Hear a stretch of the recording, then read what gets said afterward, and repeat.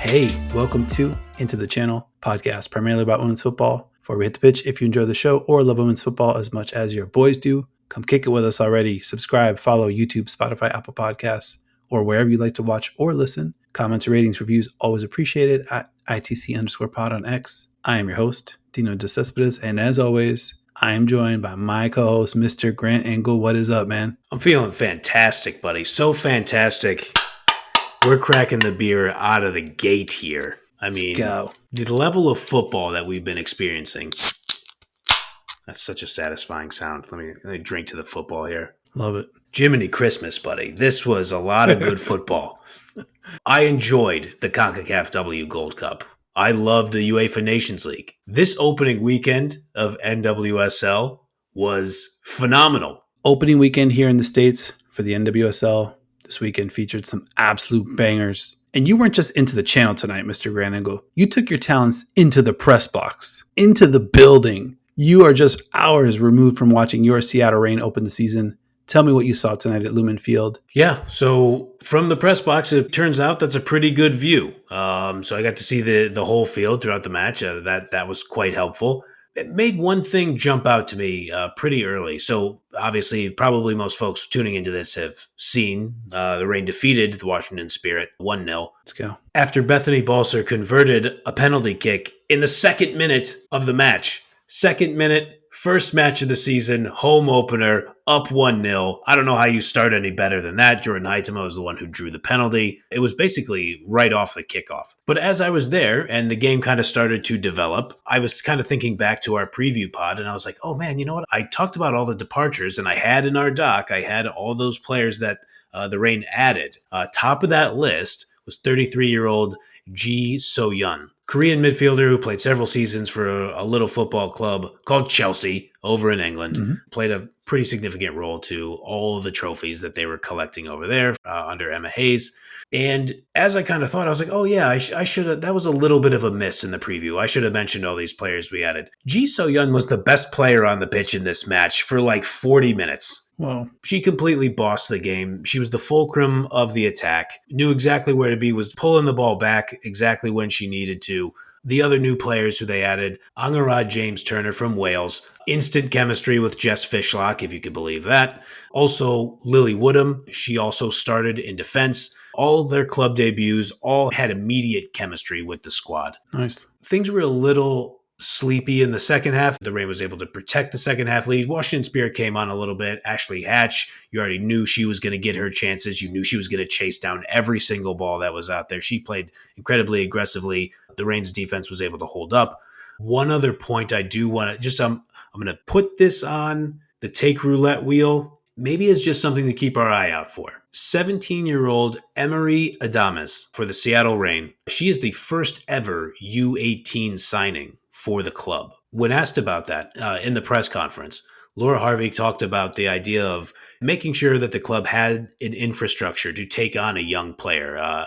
And Harvey just really stressed, hey, we just wanted to make sure that we had everything in place so this young person is able to grow, still kind of experience their youth, but also come in and learn how to be a professional. So other clubs have signed U18 players before. There is a U18 player provision in the NWSL collective bargaining agreement and the rules from what I understand. And so, for her to be the first one ever, I'm going to read a quote here that I grabbed from manager Laura Harvey in the press conference. She's a left-footed, wide player. Say less. Not exactly what I expected from Laura Harvey. Hey. But she also said, quote, I'm not going to put any pressure on her, but I'm excited to see her play.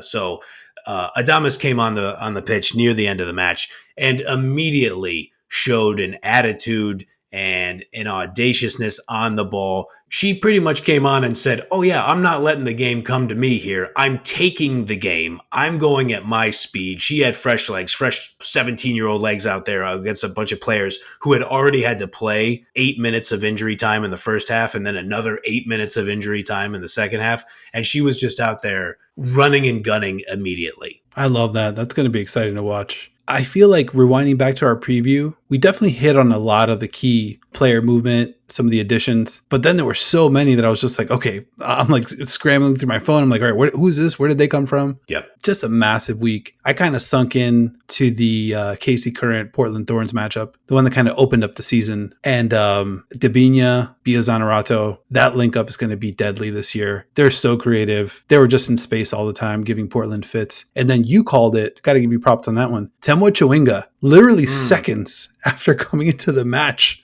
she essentially creates a goal and is heavily involved in what I believe was their fourth goal after that. She had a massive, massive impact on the game. She got to a ball she had no business whatsoever getting to get KC on the board with an extra one. And one more key point on KC, we kind of zoomed in a bit to Vlatko Antonovsky.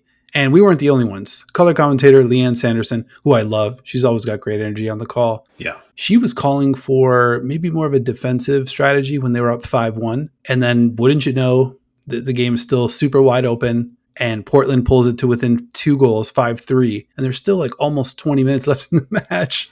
And all of a sudden, KC's got to kind of like lock back in and do another 15, 20 minutes of defending. So she was right on the money there. Vlatko, he delivers again. Just more talking points. And then just zooming out, just a great weekend. Great action, a lot of different styles, a lot of young players, new additions to be really excited about. This is going to be an awesome season. Absolutely. I mean, the atmosphere at that KC Current game was incredible. Oh, my God. Yeah. You could hear it through the broadcast easily. A couple like other quick ones. Utah Royals FC had more than 20,000 people in attendance for their home opener versus Chicago. Wow. I think one of the big takeaways that I had today that I kind of saw toward the end of the Reign match, I just kind of looked on my phone and saw it happen. Oshuala scores, Oshuala plays, and Oshuala scores. Let's go.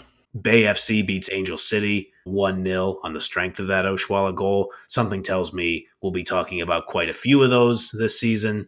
Your Orlando Pride coming back from 2 goals down without Bonda out there. So that's going to be very interesting to see. That was one of those, you guys are on the road, you're down 2-0, you come back and leave with a draw. That's a draw that feels like a win. Overcome a bullshit red card. Let's throw that in there. Mm-hmm. Heart of a champion, pride of a champion. What else can we say? We breed champions down here in Orlando. Damn right. Anything else you saw week 1? I want to go back to the Reign one more time. I did not ask this question in the press conference, and I don't think the journalist who did ask it was subtweeting me on the preview. I didn't catch the journalist's name, so I'll have to introduce myself next time. But they had mentioned to manager Laura Harvey that some people talked about this year kind of being a bit of a rebuilding year or a transitional year for the club. So don't check the tapes, Laura. So I may have mentioned something like that on the preview. That's neither here nor there. But to quote Laura Harvey again, quote, "As long as I'm coach, we'll never rebuild." She says, she went on to say, quote, "We're evolving as a team." And later, when talking about some of the players, she just said, "It would be unfair to say that someone is going to replace Megan Rapinoe, but the team is going to evolve." And I just thought, you know what? Rebuilding or transitional years, they look different depending on the team. And you had nailed it when you talked about it in the last episode. Like, even depending on the franchise or depending on the club, some clubs are better at kind of handling these things than others. Laura Harvey, not here for the word rebuild. So I think in more American parlance, she might say we don't rebuild, we reload. So I get the feeling that is the attitude she's taking. Well, I mean, she backed it up. 3 points on opening day. So shout out to her and shout out to your Seattle Reign. Going to be a good season. Looking forward to it, man. I mean, you know, it's only week 1. We got a lot of matches to play, but awful lot of goals in this first week. It seems like we're going to be in for some heavy metal football, to quote another great manager out there. Let's go.